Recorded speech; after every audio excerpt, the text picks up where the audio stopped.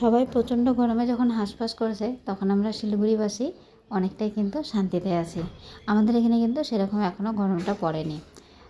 দুপুরে হয়তো সামান্য একটুখানি গরম আছে, কিন্তু তাও বৃষ্টির জন্যে সেই গরমটা কিন্তু লাগে না। সকালে বৃষ্টি হচ্ছে না তো রাতের দিকে কিন্তু বৃষ্টি হচ্ছে, আর সেই বৃষ্টির জন্যেই অনেকটা ঠান্ডা। কেন কি তোমরা তো সবাই জানো যে না, শিলিগুড়িতে একটু বৃষ্টি হলেই কিন্তু ওয়েদারটা অনেকটাই ঠান্ডা হয়ে যায়। তাও এই ওয়েদারটাও কিন্তু খারাপ লাগছে না, বেশ ভালোই লাগছে।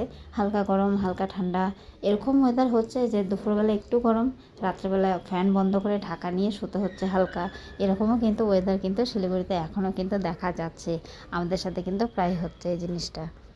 যাই হোক, তোমরা সবাই কেমন আছো গরমে? আমরা কিন্তু অনেকটাই ভালো আছি। তোমরা কেমন আছো আর কে কোথা থেকে ভিডিওটা দেখছো অবশ্যই জানিও। তো আজকে ছিল শনিবার, আর আজকে তো গুড়ির স্কুল নেই, আর আজকে থেকে গুড়ির স্কুল ছুটি হয়ে গেল। সবারই হয়তো গরমের ছুটি দিয়ে দিয়েছে। তোমরা কে কোথায় ঘুরতে যাচ্ছ আর কে কী অ্যাক্টিভিটি করছো অবশ্যই জানিও। গুড়ির কিন্তু এখনও কোনো প্ল্যান প্রোগ্রাম নেই, গুড়ি বাড়িতেই আছে।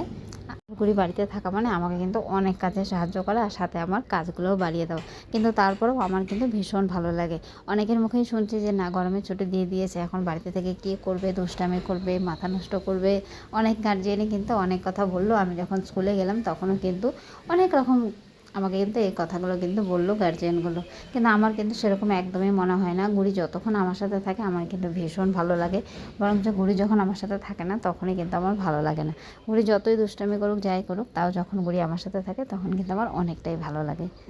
সবাই টেনশন করছে যে না, গরমের ছুটিতে এতদিন বাড়িতে থাকবে, বাড়িতে থেকে তো আমার মাথা নষ্ট করবে। আর আমি এদিকে খুশি হচ্ছি যে না, এই কয়েকদিন গরমের ছুটি আছে, গুড়ি আমার সাথে সারাটা দিন থাকতে পারবে। এখনও কিন্তু আমার সেই জিনিসটা আসেনি। গুড়ির 4.5 বছর হতে চললো। খুব জ্বালাচ্ছে, দুষ্টামি করছে, বিরক্ত করছে, স্কুলে গেলেই ভালো হয়, এরকম কিন্তু এখনও আমার চিন্তাধারা মাথায় আসেনি। জানি না আসবে কি আসবে না, বলতে পারছি না। আজকে শনিবার, সেই জন্য সকালে উঠে কিন্তু একটুখানি গুড়ি পড়াশোনা করে নিয়েছে, আর তারপরে একটু ড্রয়িং করতে বসেছে। গুড়ির কিন্তু ড্রয়িং করতে বেশ ভালোই লাগে, আর এই কাজটা কিন্তু ও বেশিরভাগ টাইমে কিন্তু করে। গুড়ি ড্রয়িং করতে খুব ভালোবাসে। হ্যাঁ, এরকম না যে না প্রপার একদম ড্রয়িং করে।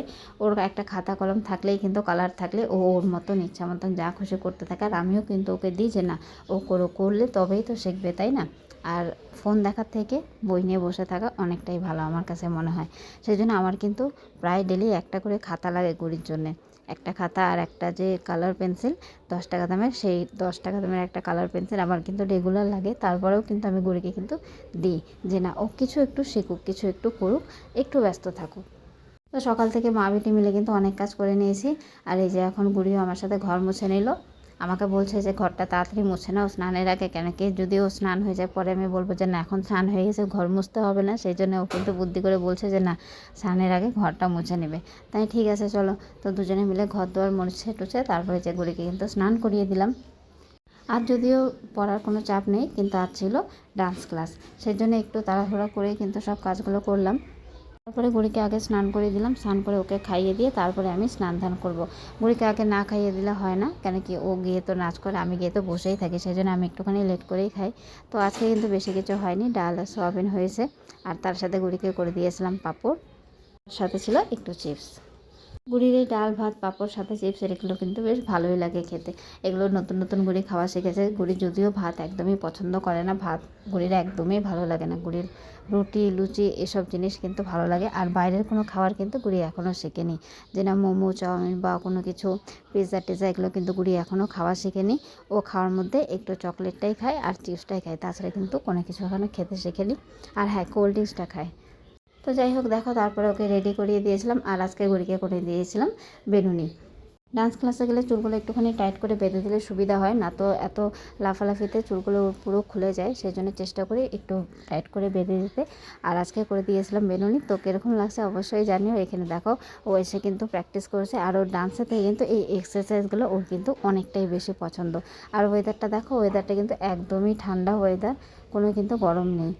তো ডান্স ক্লাস শেষ করে এই যে এর কিন্তু এটা রেলিকার রুটিন যে না একটা কিছু কিনে দিতে হবে। তো আজকে নিয়েছিল গুড়ি বিঙ্গো।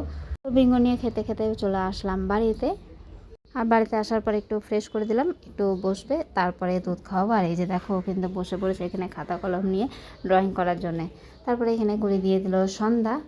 সন্ধ্যা দেওয়ার পরে গুড়িকে দুধ খাইয়ে দিলাম। আর দুধ খাওয়ার পরে বাবা আসলো। বাবা আসার পরে ওর তো ডেলি রুটিন যে না কিছু একটা নিয়ে আসবে। তো আজকে নিয়ে আসছিলো বাউলি, তো বাউলিটাই খাচ্ছিলো, আর সাথে কিন্তু আমাকে একটুখানি শেয়ার করছিল।